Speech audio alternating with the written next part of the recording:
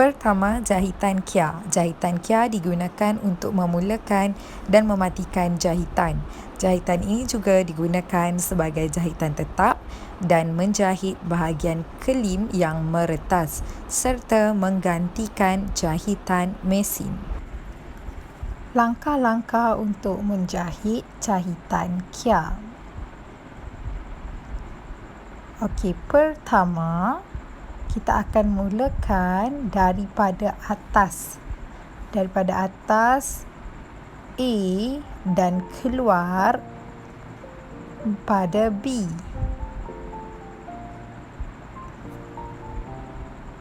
Okey, pastikan kamu pegang di hujung benang supaya benang kamu tak tertarik. Okey, kamu boleh ulang semula. Masuk di lubang A dan keluar pada lubang B. Untuk pengetahuan kamu, apabila kita hendak memulakan apa-apa jahitan pun, kita akan mulakan dengan jahitan kia kerana fungsinya ialah untuk memula dan mematikan jahitan. Okey, seterusnya masukkan kepada A dan terus keluar pada lubang C. Okey, nampak? Okey. B pula kita masukkan pada B dan keluar pada lubang D. Okey. Pergerakan ini akan sentiasa diulang. C masuk pada C dan keluar pada E. Begitu juga masuk kepada D dan keluar kepada F.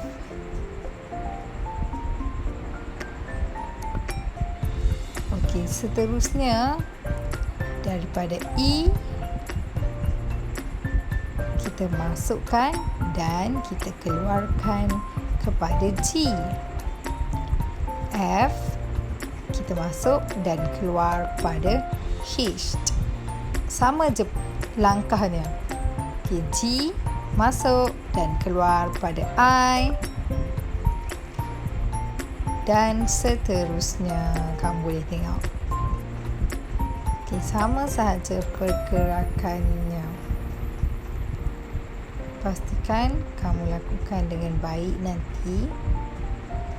Okey, untuk bila kita dah habis menjahit, pastinya kita nak matikan jahitan supaya jahitan kita kukuh, tak tercabut. Jadi nampak tu, selepas habis tu, okey, L kamu masukkan kepada K dan ulang semula. L masuk semula pada K.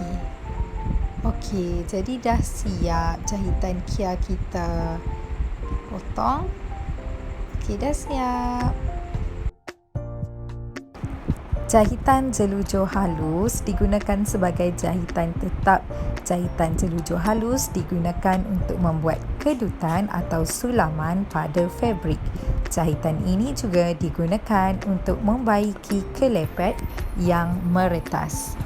Okey, jelujur halus dan jelujur kasar mempunyai teknik yang sama, cuma yang bezanya adalah jarak. Jelujur halus lebih rapat, jelujur kasar agak berjarak lah. Okey, kita mulakan dengan jahitan kia. Sama je, sebab jahitan kia memang kita akan mulakan untuk semua tempat, sebab jahitan kia berfungsi untuk memula dan mematikan jahitan. Okey, masuk pada A, keluar pada B. Ulang lagi sekali. Masuk pada A dan keluar pada B. Okey, seterusnya kita masukkan pada A, masuk pada hadapan tu, kita nampak, dan keluar pada C. Okey, setelah keluar pada C, kita masuk semula pada D. Ulang jahitan tu. Okey, daripada E, D kita masuk pada E, kita masuk pada F dan keluar pada G. Okey, G masukkan kepada H dan keluar kepada I dan seterusnya.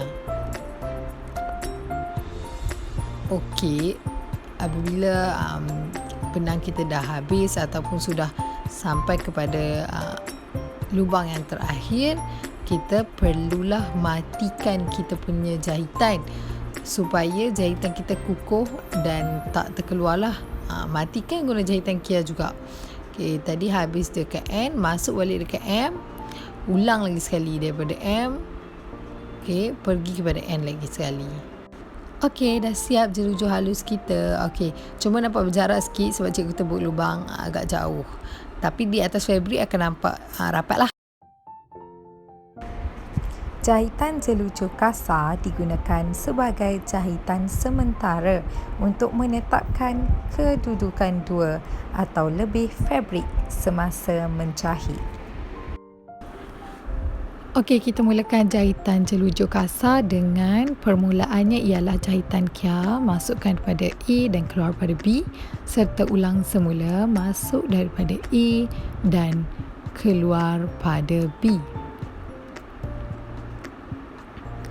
Okey, seterusnya kita masukkan semula jarum pada lubang A.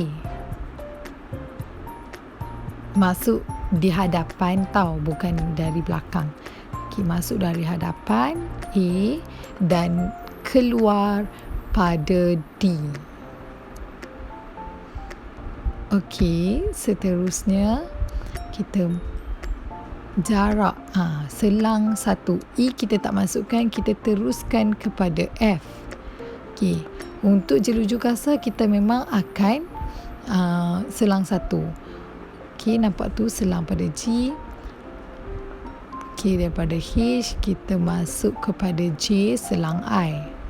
Okey, J kita nak keluarkan pada L. Okey, dah tamat.